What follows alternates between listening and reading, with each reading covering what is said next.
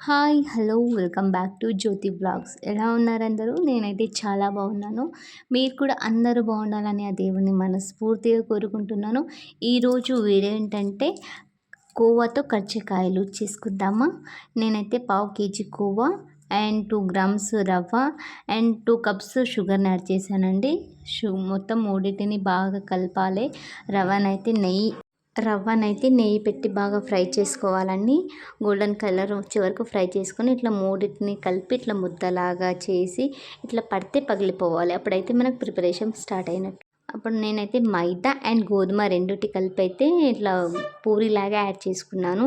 పూరిలాగా ఇట్లా రెడీ చేసుకొని దాంట్లో నింపి కట్ చేసాము. నాకైతే చాలా బాగా హెల్ప్ చేశారు మా పిల్లలు, మా వారు అందరూ. కజ్జికాయలు అయితే రెడీ అయిపోయాయి. వీడియోని ఇక్కడ స్కిప్ చేయకుండా చూడండి. మేము ఏమేమి చేసాము, ఎలా చేసాము మీకు అర్థమవుతుంది.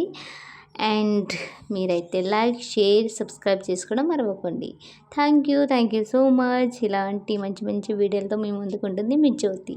Thank you everyone. Take care.